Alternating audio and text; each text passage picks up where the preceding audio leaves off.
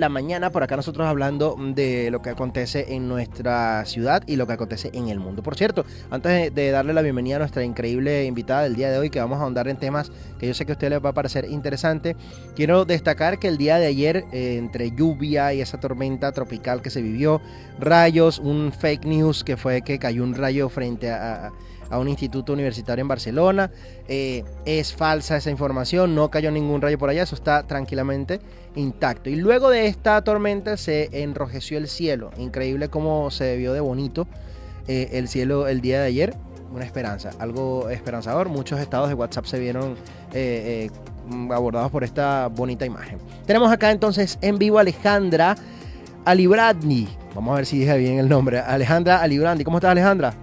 Hola, ¿qué tal? Me estabas escuchando, a veces hablo mucho, Alejandra, pero eso es parte de esto, de los locutores. ¿Cómo estás? ¿Cómo te sientes? Todo bien, bueno, aquí como se puede. Sí, bueno, no sabes que el venezolano tiene la costumbre de responder siempre bien, gracias a Dios. Bien, bien, pero sabemos que no estamos tan bien y que este impacto psicológico también que yo comencé el programa diciendo que el terremoto no fue nada más real, sino también es psicológico. Sí, así es. Bueno, nosotros tenemos esta invitada súper especial, es arquitecto, donde vamos a ahondar un poco acerca de la parte estructural y lo que pasa con las casas, los hogares, las estructuras, todo lo que tiene que ver con la infraestructura después de esto. La pregunta más común, mi casa se agrietó, ¿qué debo hacer ahora? Ok, antes de empezar voy a aclarar que soy ingeniero civil, además de arquitecto, porque bueno, lo correcto esto es que lo aborde más un civil. ingeniero civil. Así Correcto.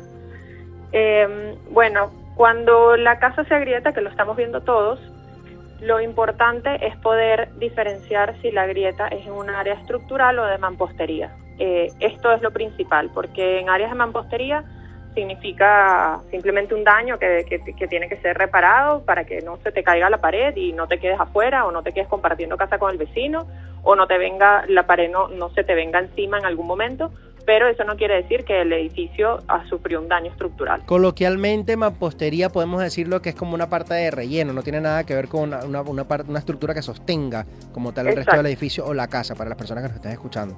Continúa, Alejandro.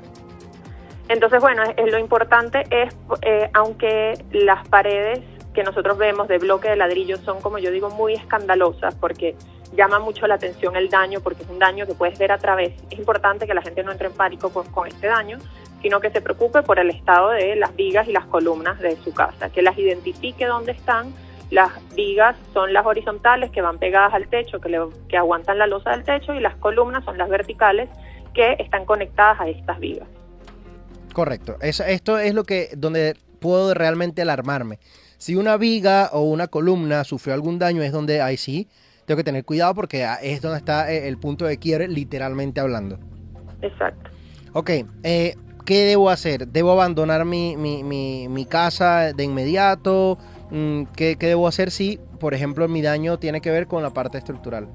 Bueno, lo más importante es que llames a algún ingeniero. Estamos muchos ingenieros en este momento trabajando para esto, o sea, estamos haciendo visitas. Estas visitas, cabe acotar que son un análisis ocular, o sea, yo no estoy midiendo resistencias, no estoy haciendo sino simplemente observo, y según lo que yo veo, digo si debe ser enviado a una autoridad superior, que son las que están dando lo que llaman la tarjeta roja, que es el desalojo. Pero básicamente una forma de verlo es si yo después del daño veo la cabilla. ¿Qué pasa? Algo que quiero aclarar, porque lo estoy viendo mucho, es nosotros tenemos una alta índice de humedad en nuestro país. Hemos pasado por muchos años de mala gestión, y algo que pasa mucho es que las cabillas se corosionan, y esto hace que se salga el concreto y nosotros podamos ver la cabilla. Lo que están viendo en este momento, si ven que las cabillas están oxidadas, es un daño por corrosión y no un daño por sismo, y son diferentes de atacar. Ambos hay que atacarlos, pero son, digamos, de diferente grado. Claro, pero el peligro es cuando este daño por corrosión también fue afectado por el sismo. Claro, ¿qué pasa? El daño por corrosión, lo que nosotros vemos que se cae el concreto, eso ya estaba despegado. Cuando la cabilla recibe humedad, se abomba, rompe el concreto, ella deja de trabajar, y cuando entra el sismo, digamos que esto se descubre, pero tú tenías ya un daño previo con esta situación. Exacto. Claro, no, y sobre todo en esta zona, la zona muy cercana a las playas, a las costas, esto es mucho más difícil. Más común. Es más común, peor, exactamente. ¿Por qué se agrieta en algunos sitios y en otros no? ¿Por qué consideras que eso pasa? Yo esto trato de explicarlo sobre todo los edificios grandes, que muchas personas viven en un edificio de 15 pisos y su apartamento es el 10 y dice que los que fueron a inspeccionar no subieron a su apartamento. Okay. Le explico lo que pasa. La fuerza, el edificio la toma en el primer tercio. ¿Qué quiere decir? Si en el primer tercio del edificio nosotros no vemos daños importantes, quiere decir que de ahí para arriba todos los daños son de mampostería. Y por eso muchas veces las personas no suben porque no es necesario. O sea, para que alguien se lo imagine, es como si tú te paras derecho y el piso te empujan por un lado, te empujan por el hombro. Okay. Aunque tú sientas que el lugar que más pierde el centro es la cabeza, es lo que más queda fuera del centro de equilibrio, donde recibes las fuerzas en los tobillos. Lógicamente. Es algo así. Ok, ya bueno, para la persona que nos está escuchando ya lo saben, cuando nos referimos a... Es porque es la base, ¿correcto? Donde se sostiene absolutamente todo. Exacto, es porque el edificio está diseñado para moverse, aunque la gente no lo crea.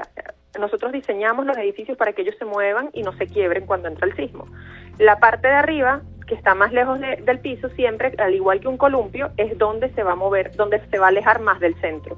Pero la parte del esfuerzo, la que trata de mantener, que hace que ese edificio no se vaya para un lado, es la base. Me recordó al Jenga, de alguna u otra forma, porque más o menos es así.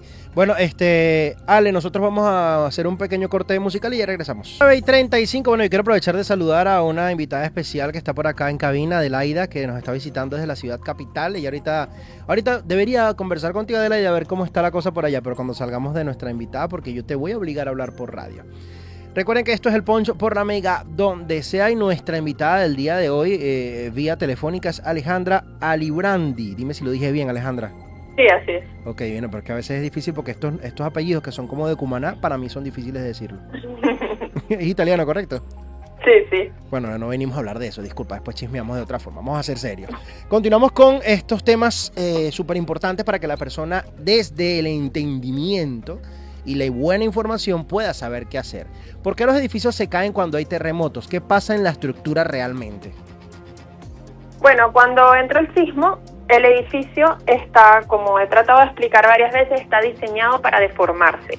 Cuando el sismo es demasiado fuerte o el edificio tiene alguna falla por razones de que fue construido antes de la norma sísmica o alguna falla de mantenimiento, pues la estructura no soporta el movimiento y falla y pues se desploma. Ok. Otra pregunta que tengo por acá que estábamos mencionando. ¿Qué hacen los países como Chile o Japón para evitar los derrumbes? Porque ya va, podemos mencionar que justamente ese mismo día o al día siguiente también hubo, en ese mismo momento Japón sufrió también un terremoto, y podemos ver en ciertas imágenes y noticias que ya está incluso con actividades normales y regulares. Bueno, hay que entender que los terremotos, cuando nosotros vemos que un terremoto es de 5 y uno de 6, no lo podemos pensar como que estos números se suman, ¿ok? La escala de los terremotos que siempre oímos, de que el nuestro fue de 7.5, de que el otro fue de 5, esas escalas son exponencial logarítmica, pero para no entrar en matemática complicada, vamos a imaginar como si fuera dinero. Si el terremoto de Japón, que acaba de suceder, si que no me equivoco, igual que la réplica que tuvimos esta semana, si costara $1 pagar la energía, el que nos llegó la semana pasada habría costado $1,000. Okay. Entonces, es como para dar una idea de que no significa que un punto es un poquito más, es realmente mucho más la energía que se libera. Entonces, bueno, otra cosa que influye, nosotros tenemos construcciones, Venezuela tiene 20 años que no ha visto progreso, y las construcciones, la mayor parte de nuestros edificios fueron hechos en los años 80 o antes de los años 80, y esta norma sísmica no es igual que la norma actual. Nosotros tenemos en este momento una norma sísmica mucho más robusta, pero con las que fueron construidos estos edificios, pues hoy en día no son la misma premura, o sea, el mismo cuidado, digamos. Claro, pero por ejemplo podemos observar que hay estructuras muchísimo más viejas que no sufrieron daños, que se mantuvieron en todo momento, y estructuras relativamente más nuevas. Sí, de hecho, no sé qué sucedió porque realmente desconozco mucho del tema, no he ahondado mucho en esto, pero cuando ocurrió la primera desgracia en Vargas, se tuvieron que reconstruir muchas cosas y esas sufrieron peores daños que las que ya estaban establecidas. Bueno, estos datos ahorita no te los puedo decir porque la verdad es que cada vez que me informo son 200 edificios nuevos que están destruidos. Ya ni siquiera sé por qué número vamos. No te voy a exagerar, este es un número exagerado, no lo tomen como un dato, pero de verdad que un número que empezamos pensando que eran 30 edificios, pues ha subido a cientos. Entonces ya en este momento no sé cuáles fueron los que respondieron. Hay que entender también que el suelo de La Guaira tiene un comportamiento particular. El suelo de La Guaira tiene dos características. Uno, que es sedimentario porque bajan los sedimentos del Ávila, y los suelos sedimentarios reciben las ondas de una forma mala, digamos, porque los suelos rocosos disipan la energía mucho más fácil que los sedimentarios. Y otro, que tiene muchas arenas, y las arenas producen un efecto que se llama licuefacción, que hace como si el suelo cuando vibra se volviera un líquido. Entonces son características que hacen que sea peor que en otros lugares. Además, lo que hablamos el tema de estar en el mantenimiento de las edificaciones, sobre todo en las zonas costeras, esto afecta muchísimo. Y pues yo misma, yendo a La Guaira, después del derrumbe de Miami, que uno estuvo mucho más alerta del estado de las edificaciones, habían muchas edificaciones que tenían las cabillas expuestas. Y eso me dice que ya está en un riesgo de rotura. Claro, y en estos casos, bueno, la solución me imagino que es bastante compleja. Simplemente cambiar una cabilla. No, esto debe ser estudiado por un patólogo, ese es otro problema. En Venezuela nosotros no tenemos patología como una materia común en ingeniería. De hecho, yo estudié ingeniería en Venezuela y en Italia, y pues en Italia patología es una materia electiva que agarra muchísima gente. Entre esas yo, no quiere decir que sea patólogo, es solo una electiva, pero te da un conocimiento básico de algo que aquí no se estudia. Claro, bueno, es más profundo de lo que pensábamos. ¿Cómo deberían ser los edificios ideales en Venezuela? Bueno, esto no tiene una respuesta, y quiero aclarar esto para calmar un poco a la gente, porque he oído muchas personas diciendo, no, voy a vender mi apartamento, yo no quiero seguir viviendo en edificio.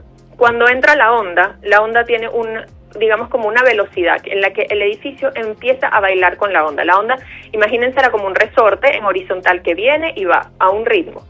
Entonces, claro, si la onda se comporta de esta forma, afecta dependiendo de su velocidad. Si la onda es un poco más lenta, el edificio alto se empieza a mover, y cuando la onda vuelve a llegar, el edificio está en su punto máximo de uno de los lados, la onda empuja, y pues hace como el efecto columpio que tú esperas cuando tú estás meciendo a alguien, esperas que el columpio llegue a su punto máximo y lo vuelves a empujar. Entonces, claro, ahí le das la mayor fuerza posible. Ahora, en otros edificios, como edificios más bajos o en casas, ¿qué pasa? Cuando la onda llega, tarda tanto en llegar que te frena, y por eso los daños son mucho menores. Pero esto podría no ser así, podría ser la onda mucho más rápida y completamente destructiva para casas y edificios pequeños, y que los edificios grandes apenas sintieron un temblor. Claro, o sea, varía dependiendo de la velocidad, ¿correcto? Sí, varía dependiendo de la velocidad de la onda. Claro, y bueno, evidentemente, no sé si lo recomendable es que a partir de ahora en zonas sísmicas sea bueno, es que esto cambia completamente la versión, porque me acabas de decir que depende de la velocidad. No es que porque haga un edificio ahora de 4 pisos todo va a mejorar. Exacto, porque un terremoto puede ser destructivo para edificaciones bajas dependiendo de la onda. Por eso no es que fue una cosa malvada haber hecho edificios altos en zonas sísmicas. Ok, entiendo. Bueno, de verdad que para nosotros ha sido un placer y un honor tenerte por acá, Alejandra. ¿Alguna otra acotación que quieras dar desde el punto de vista estructural que debo tomar en cuenta? ¿Vivo en un edificio de 4 o 5 pisos o de 15 pisos? ¿Qué debo hacer en este momento que está todo bien relativamente, pero veo algunas grietas? ¿Qué hago? Siempre revisar el primer tercio del edificio. Eso es lo más importante. Que revisen la estructura, que reconozcan la estructura, y revisen que no hayan fallas estructurales en el primer tercio del edificio. Que no se preocupen tanto por los sótanos, si están realmente bajo tierra, trabajan con el sismo, no van en contra, sino primero, segundo, tercer piso, son los que más importan, o cuarto y quinto, dependiendo del tamaño de tu edificio. Bueno, perfecto. Gracias, Vera, por aceptar esta invitación. Bastante nutrida esta entrevista. Y bueno, te entendemos ahí en línea posiblemente para quizás un próximo contacto. Ok, perfecto. Gracias a ustedes. Un abrazo grande. Vamos a seguir nosotros escuchando música media y regresamos.